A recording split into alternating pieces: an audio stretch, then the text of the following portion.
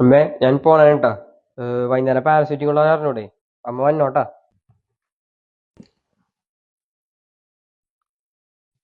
മോനെ, അമ്മയ്ക്ക് വരാൻ പറ്റൂലടാ. അമ്മയ്ക്ക് നല്ല ശരീരം വേദനയും തലവേദനയൊക്കെ ഉണ്ട്. എനിക്ക് കിടക്കണത്. അമ്മ പപ്പനെ വിടാട്ടാ. അമ്മ വന്നാ മതി അമ്മ. അല്ല, എപ്പോഴും അമ്മയല്ലേ വന്നത്. ഇത്തവണ പപ്പ വരട്ടെ. അമ്മക്ക് പാടില്ലാണ്ടല്ലേ. അതെ, അമ്മ വന്നാ മതി. അവിടെ കുറെ വേറെ പിള്ളേരൊക്കെ പാരന്റ്സ് ഒക്കെ വന്നതാ, ടീച്ചറും വന്നതാ. അപ്പൊ അവരെയൊക്കെ ഇപ്പൊ പരിചയപ്പെടാനുള്ളതാണ്. അപ്പൊ അമ്മ വന്നാ മതി. അതിൽ ടീച്ചർമാര് പരിചയപ്പെടുന്നതിന് പപ്പ വന്നതിന് എന്താ കുഴപ്പം? അപ്പം മരിയൊക്കെ വരുമെന്നില്ല, നീ മുടിയും വെട്ടൂല, താടിയൊക്കെ നരച്ച് അയിൻ ചെയ്യൂല. അമ്മ വന്നാ മതി. നീ എന്ത് വർത്താനോടെ പറയണത്? അങ്ങേര് നിന്റെ അപ്പനാണ്.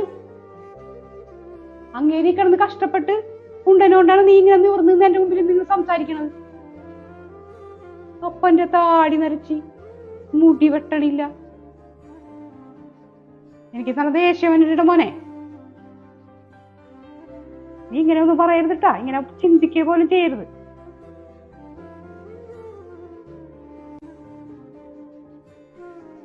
എവിടെ ഇരുന്നേ?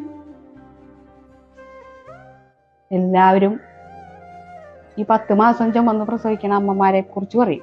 ഇഷ്ടംപോലെ ആൾക്കാർ പറയും അമ്മമാരുടെ പ്രസവ വേദന, അല്ലെങ്കിൽ അമ്മമാരെ അനുഭവിക്കുന്ന വേദനയുടെ ആഴം, അവര് മക്കളെ വളർത്താനുള്ള ബുദ്ധിമുട്ട്, വീട്ടിലെ കഷ്ടപ്പാടറിഞ്ഞ് ചെയ്യണത് ഒക്കെ എല്ലാവരും പറയും. അമ്മമാരെ പുലർത്താൻ ഇഷ്ടംപോലെ ആൾക്കാരുണ്ടാവും. പക്ഷെ ഇതിന്റെ ഇടക്ക് മറന്നു പോകുന്ന ഒരാളുണ്ട്, അച്ഛൻ. അമ്മ 10 മാസം ചുമന്ന് പ്രസവിച്ചു എന്നുള്ളൂ. ഈ കണ്ട കാലം മുഴുവൻ നമ്മളെ രണ്ടുപേരെയും ഉള്ളം കയ്യിലാണ് അവർ കൊണ്ടുനടക്കണത്.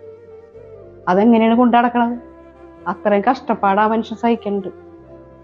ഈ കണ്ട ഈ വീടും എല്ലാം ഉണ്ടാക്കാൻ എന്തോരം കഷ്ടപ്പാട് സഹിച്ചിട്ടുണ്ടെന്ന് അറിയാം. അങ്ങനെ കൊണ്ടുനടക്കുമ്പോ ചിലപ്പോ പപ്പയ്ക്ക് ഇതൊന്നും ശ്രദ്ധിക്കാൻ പറ്റൂല.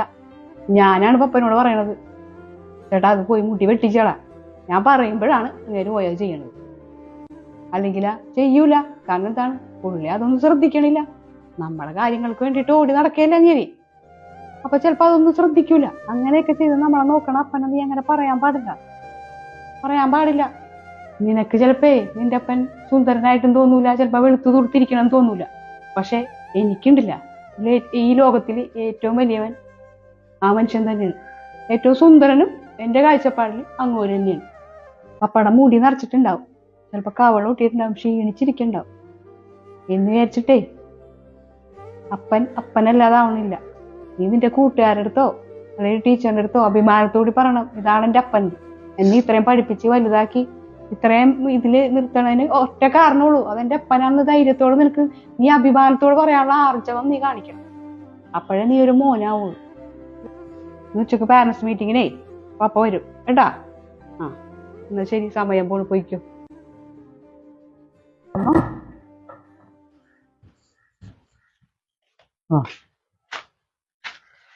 മരുന്ന് നോക്കാം. ഞാനേ പോട്ടെ. പോലേട്ടാ. എന്തേടി? അതെ, ഉച്ചക്ക് മോന്റെ സ്കൂളിൽ പാരന്റ്സ് മീറ്റിംഗ് ഉണ്ട് 3 മണിക്ക്. അപ്പൊ അത് പോകൂലേട്ടൻ? എനിക്ക് പോകാൻ പറ്റില്ലല്ലേ, പാടില്ല. ഞാൻ ഉച്ചവരെ പണിക്ക് എന്നിട്ട് വരാം. ഞാൻ വരാം 3 മണി അറിയാം. സ്കൂളിൽ വന്നാ പോരെ? അല്ലടാ, സ്കൂളിൽ വന്നാ പോരടാ. ടീച്ചർമാരൊക്കെ ആയിട്ട് സംസാരിക്കണോട്ടാ, സംസാരിക്കേണ്ടി വരും. കാരണം പാരന്റ്സ് മീറ്റിംഗ് അല്ലേ. അപ്പൊ ടീച്ചർമാരെയൊക്കെ പരിചയപ്പെടേണ്ടി വരും. അവരോടൊക്കെ സംസാരിക്കണോട്ടാ. സംസാരിക്കണ്ടല്ലോടാ, എനിക്കാവുന്ന അറിയാൻ പോലെ സംസാരിക്കാം. കാര്യം ചെയ്യുന്ന പോയിട്ട് ഞാൻ കടയിൽ പോയിട്ട് എനിക്ക് മുടിയൊക്കെ വെട്ടിച്ച് ഇപ്പം ഈ നരച്ചാപ്പട അലമ്പായിരിക്കുന്നുണ്ട്. ഞാൻ അങ്ങനെ വരാം ഏട്ടാ. അല്ലെങ്കിൽ പിന്നെ എല്ലാവരും വന്ന സ്ഥലമല്ലേ, ഞാൻ ചെയ്തോണ്ട് വരാം. പോയിക്കോണം. അപ്പം വന്നേക്കാം. അമ്മേ പോണ്ടാ, പോണ്ട. പപ്പ എങ്ങനെയാണോ അങ്ങനെ വന്നാ മതി. എനിക്ക് കുറച്ചിലാവും വിചാരിച്ചിട്ടോ എനിക്ക് ബുദ്ധിമുട്ടാവും വിചാരിച്ചിട്ടോ പപ്പ ഈ പരിപാടി ഒന്നും ചെയ്യണ്ട. എനിക്ക് ഒരു വിഷമവും ഇല്ല. അപ്പൻ എല്ലാ സ്ഥലത്തും എങ്ങനെ പോകുന്നു അങ്ങനെ തന്നെ ഈ PTA മീറ്റിംഗിൽ വന്നാ. ഞാൻ പോണു. ശരി, എന്നാ സമയം വൈകി ഇപ്പൊ തന്നെ.